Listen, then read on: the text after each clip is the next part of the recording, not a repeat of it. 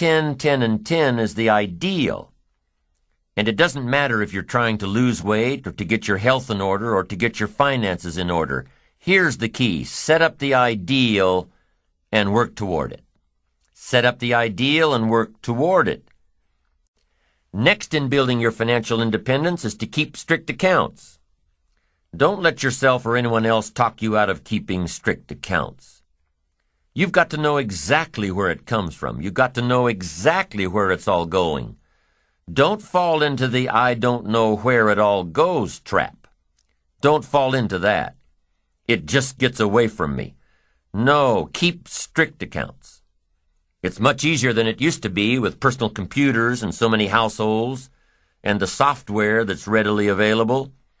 It's as easy as entering your deposits and checks and receipts, and the computer will tell you exactly where you stand. And it does more than that. If you're really wondering where it all goes, the computer will tell you that, too. Most of the programs let you categorize your expenditures.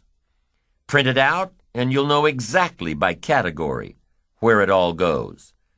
And when it's right there in front of you, you'll be able to evaluate what you're buying and what you're wasting.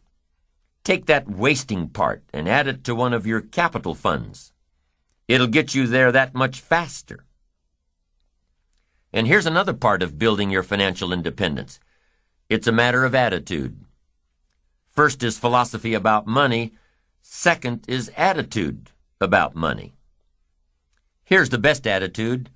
All of us must pay for democracy and freedom and free enterprise and a marketplace and a country second to none with gifts brought here from all over the world. I finally became a happy taxpayer once I was educated. You say, well, they misuse it. What do you care? That's not going to make any difference in your future, is it?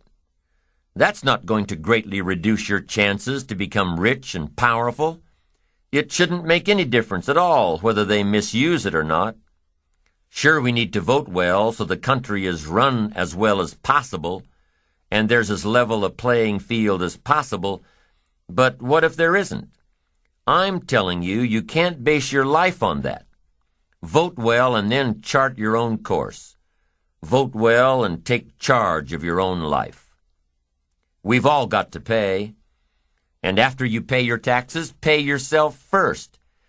Take care of the 30% first, or whatever percentage you can start your plan with. Take care of the stuff off the top first, and learn to live off the rest. Make your investments, whatever size they are, before you pay your bills. Give to charity before you buy the extra things you want.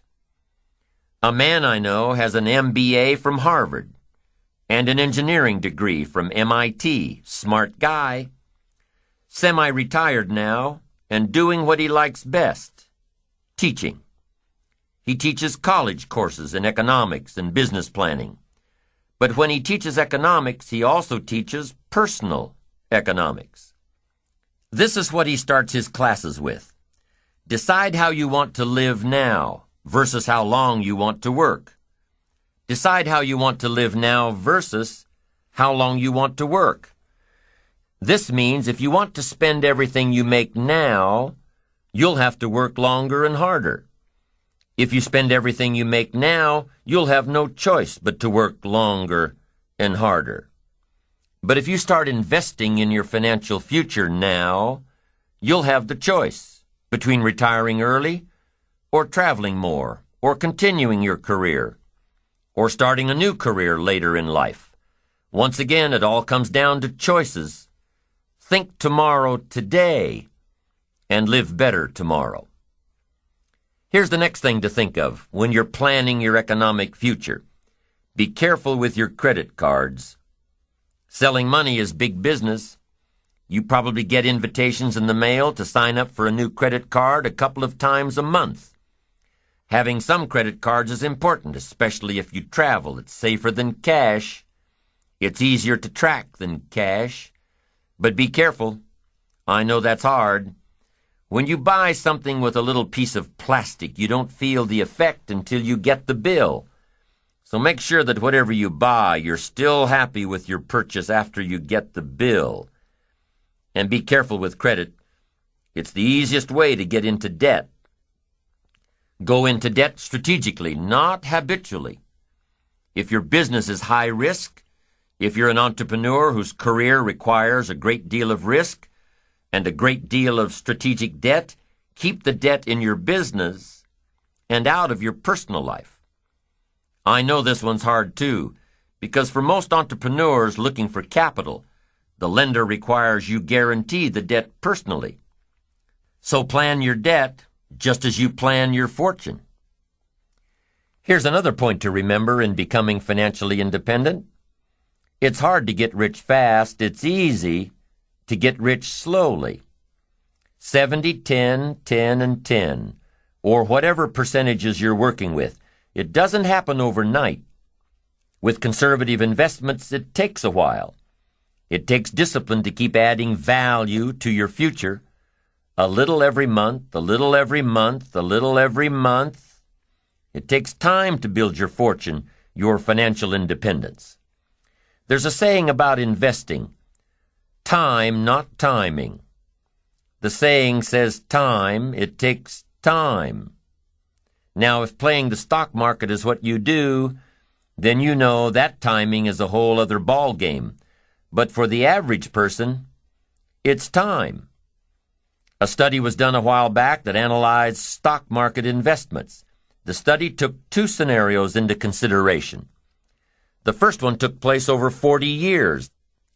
In the first scenario, stocks were bought at the very worst possible time and sold at the very worst possible time. Bought high and sold low. And after 40 years, the average return was around 10%. Scenario 1 dealt with time. Now, in the second scenario, stocks were analyzed over a 10-year period. The second scenario dealt with timing. Stocks were purchased at the best possible time and sold at the best possible time. After 10 years, the average return was around 10%. Be patient in building your financial independence. It will come small steps at a time, little advantages after little advantages. It's hard to be patient, but it's just like building your ambition and achieving your goals. It happens one step at a time. And what if patience has nothing to do with building financial independence? What about those trust fund babies that are handed their financial independence on a silver platter, never having to work a day in their lives? First car is a Porsche. First house is a mansion. First job is at daddy's company. What about those people born rich? Some guy says, "It isn't fair that I'm working like crazy all day, all week, all month, all my life. It just isn't fair. I'll never have that kind of money." Well, some things aren't fair. Inheriting money. But what does that have to do with you, really? If your goal is to have greater financial independence than some of those you know, then you'd better start working harder and smarter on your goals, your own visions, and stop pondering what's fair and what isn't. Start examining what's keeping you back instead of what's keeping them ahead. Start looking at what you're doing. Start looking at you instead of it. There are plenty of stories and examples and experiences of people who began their careers destitute and had enough resolve to do it until they had more than they ever dreamed of. Study the experiences of others who built their way to the top instead of those who were born there. And what if you decided you had to be rich? What if you really followed the power of your ambition and your life started turning around? Well, aside from getting on the right track, increasing your earning potential, decreasing the percent you spend, increasing the percent you save, invest, give away, aside from all the benefits of achieving, there will also come some disappointments. Disappointments in the circle of friends you started with. One of the disappointments that come from achieving all you can be is in the people who choose to remain right where they are. They will chastise you for your accomplishments. They will abandon you for trying to become better. They will remain behind and say, "Boy, he's forgotten us now that he lives so well." And they'll probably say more than that. They'll probably gather in their little group and say all sorts of things to justify their own mediocrity. But remember, those who choose to stay behind have chosen their own path, an average path, a path of mediocrity. And those who have climbed above the crowd almost always wish they could return to their earlier friends, to embrace them in friendship and love, and try to help them get out of their ruts, to share ideas of hope and inspiration. But it rarely happens. Jealousy builds a big wall, one that is almost impossible to break down. So as you change, your life will change, your friends will change, your circle of influence will change. And that's part of achievement and ambition and success, an ever-changing process required to become the person worthy of reaching your goals. There are many reasons why people don't build their ambition, strive to become better, be the best they can. Many reasons, but it only takes one. We talked about many fears in an earlier session and how to work to overcome them. But here's one we didn't talk about: risk. Different professions call for different levels of risk. There's an old saying, no risk, no reward. Maybe that's the case in life, I don't know. It's a personal decision, one you have to make, regarding how much risk you're comfortable in taking with your life and your future and your money. It's a personal decision. What I do know is that there are different types of ambition, different types, and each has its own reward. The ambitions of a salesperson are different than the ambitions of a manager. The ambitions of a manager or an executive are different than the ambitions of an entrepreneur. The ambitions of an entrepreneur are different than the ambitions of an artist or a scientist or a teacher. With different levels of ambition come different levels of risk and different levels of reward. Salespeople are probably more able to handle risk than managers and professionals. And the higher the risk, the higher the earning potential. Entrepreneurs are probably even more risk-oriented. They have to be.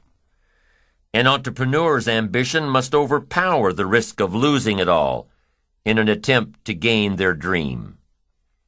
Your level of ambition may or may not be equated with your ability to take on risk. Most people can't deal with so much failure to reach success. There are only a few people, even among the most ambitious, that have the tenacity, intestinal fortitude, tolerance level to follow a risky ambition. Whatever the level of ambition, whatever the level of risk, there must always be the discipline to overcome the failures and see the end result. To keep trying until. Jonas Salk kept working through his failures until he developed the polio vaccine. Whatever your level of ambition, keep doing it until you get there. The riskier the ambition, the greater need for stability in your personal life. If you've got everything on the line in your business, you'll want to make sure everything is in line at home. John D. Rockefeller was very frugal in his personal habits, but he was willing to take risks, big risks, with investments and debts, risks that made his colleagues shudder. So as you're developing your own plan for financial independence, as you're working toward the ideal of living off of 70% of what you make, remember the first step is to define a plan. It may not be ideal, but you're taking the first steps. And when you follow your plan, the money you put away today will help you build your financial independence tomorrow. And with financial independence, the result of your ambition, the reward of your ambition, with financial independence comes freedom like you've never known before. Freedom and options to live where you want to live, to do what you want to do, to go where you want to go, to drive what you want to drive, to support the causes you want to support. With financial independence comes the freedom of choice. It's okay to be rich. It's okay to be wealthy. It's okay to be successful, as long as it's at the service of others, not at their expense.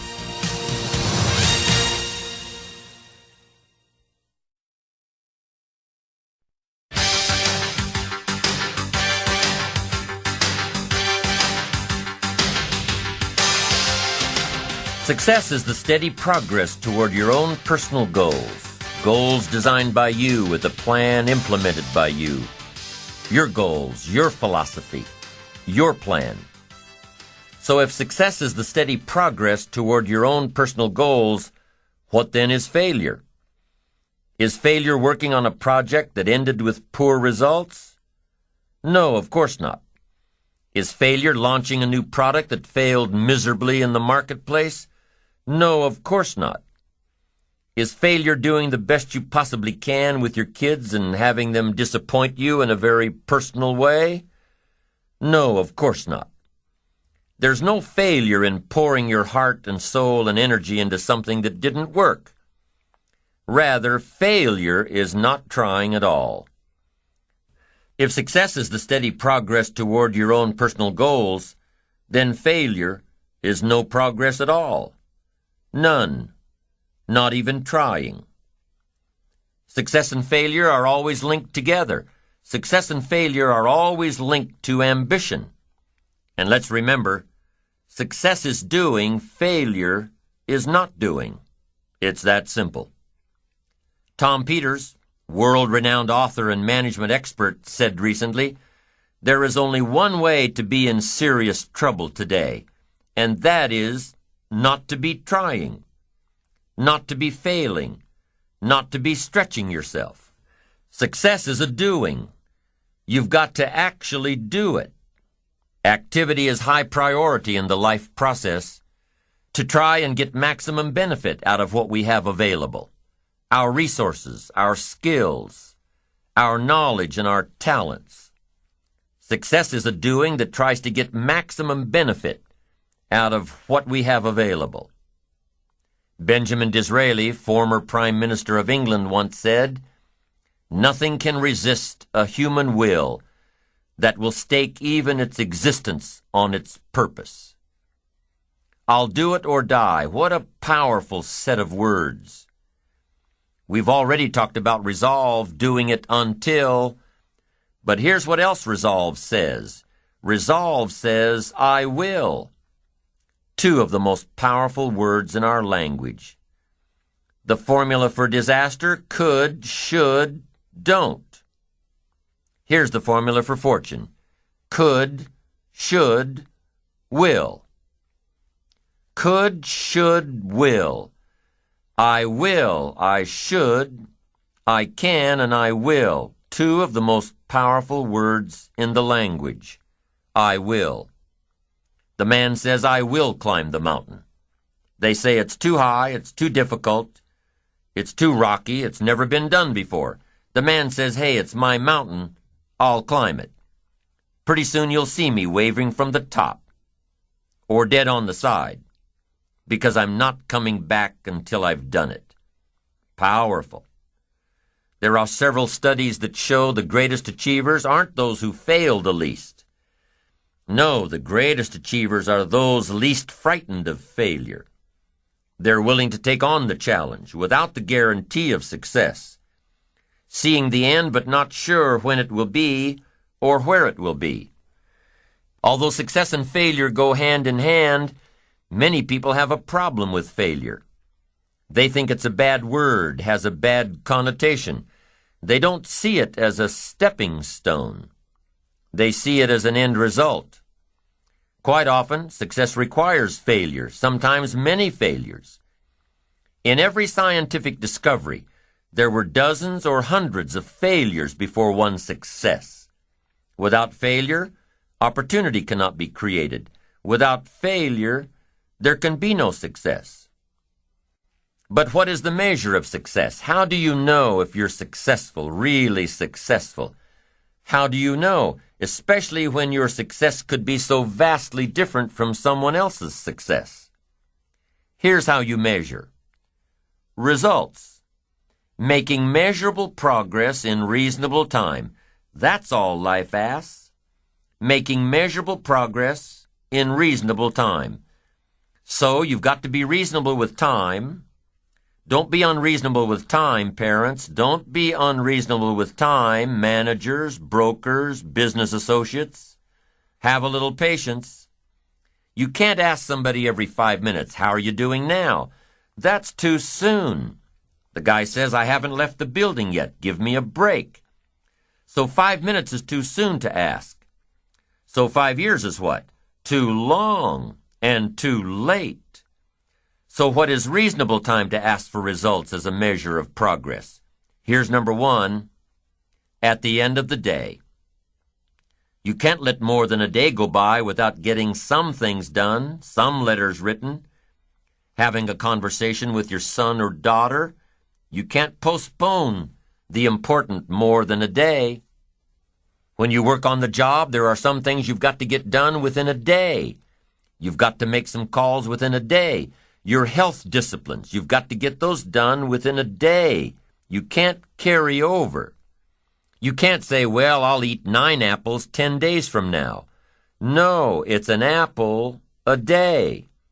A day, some things you've got to get done within a day.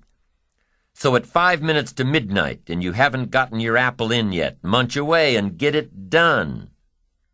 A day. Here's what's next. A week. Some things you've got to get done within a week. Stuff on the job, calls made, activities. A week is a good chunk of time. Can't let more than a week go by without taking a look and a measure to see how you're doing. John joins this little sales company. He's supposed to make 10 calls the first week, just to get acquainted out there in the marketplace. Would it be legitimate to call John in on Friday and say what? "How many calls did you make?" That's legitimate. It's legitimate time to ask for a measurable amount of progress. He's supposed to make 10 calls. Come Friday, how many calls did you make? John says, "Well," you say, "John, well won't fit in my little box here. I just need a number." Now John starts with a story. You say, "John, the reason I made this little box so small is so a story won't fit." I don't need a story. I just need a number. Now here's one of the better phrases to take home. The numbers tell us the whole story. On you personally, the numbers tell us the whole story. Success is a numbers game. There are 3 important questions to ask yourself in this area. Here's number 1. How much money have you saved and invested during your career? Second question. In the last 90 days, how many books have you read? To invest in the miracle of your mind, give you ideas to ponder, fashion your future with meticulous care. How many books have you read in the last 90 days? Third question. In the last 6 months, how many classes have you taken to improve your skills or to develop new skills for your future and your family? How many classes in the last 6 months? I'm telling you, numbers tell us everything. Success is a numbers game. You've got to make progress. You've got to make progress in reasonable time. You've got to take a look at the numbers and see how you're doing. It's the name of the game. How often should you weigh the new baby? Well, you say, I'll weigh the new baby next spring. No, you can't wait until next spring. Don't you have to weigh the new baby often? And the answer is yes, of course. To see what? To see whether it's gaining weight or it's losing weight. What if it's losing weight? The alarm bells have got to go off. You can't let a little baby lose weight very long. It's called disaster. These numbers are important. How often should you check the corporation to see if it's healthy or not? You say, well, in a couple of years, we'll get all the accountants together. No, you'll be out of business. In Las Vegas, the big gambling houses, guess how often they put together a financial statement to see where they are? Several times a day. Why? So much is happening. If you don't learn when to shut down some of those tables, you'll be out of business by midnight. You can't wait till midnight. You can't wait till tomorrow. Tomorrow's too late. You've got to know the numbers. What is your cholesterol count? You don't know and you don't care? You've just got your fingers crossed for the future? We'd better come and get your family and take them to safety. Come on, be responsible for the set of your own sail. Leave it to no one else but yourself, and learn to refine these numbers for yourself. How many pounds overweight should you be at age 50? John says, well, I've got big bones. Well, we'll give you 10 pounds for big bones, but hey, 25, 30 pounds, and we've got to turn on the caution light at home and at the office. Somebody says, what's that flashing caution light? John's up about 20, 25 pounds. 35, 40 pounds, and the flashing red light comes on at home and at the office. Somebody says, what's that flashing red light? John's up about 40 pounds. 50 pounds, and the siren goes off. Somebody says, what's that siren? John's over 50 pounds. I'm asking you to take charge of your own life. Be responsible for your own life. Be responsible for your own retirement. Be responsible for your own health. Don't just drift along with the crowd. Those who don't care to be responsible about the numbers, meticulous about the numbers. Some of these numbers have got to be coming down, like your cholesterol. Some of these numbers have got to be going up, like the number of books in your library. Don't be satisfied until you've looked at all your own numbers, and be responsible. Don't wait for somebody to come along. What if nobody comes along? You've got to be responsible yourself. Results are the name of the game. Let's check the numbers. Don't be satisfied with anything less than the best of numbers. Jesus walked along one day and saw a fig tree. Interesting story. And as Jesus looked suspiciously at this fig tree, he said to his disciples, "Does that fig tree have any figs?" Do you think that's an important question? I'm telling you, for a fig tree, it's an all-important question. Does it have any figs? His disciples said, "No, sir. Of all the trees you were to pick, this particular fig tree does not have any figs." The story says Jesus lost his cool. One of the few times he lost his cool. Why? I think to make a point. A fig tree without figs? It is unacceptable. Jesus said, if that fig tree doesn't have any figs, I suggest you promptly take it out. And he added, why let it take up the ground? So you've got to get all your people together every once in a while and say, today we're counting the figs.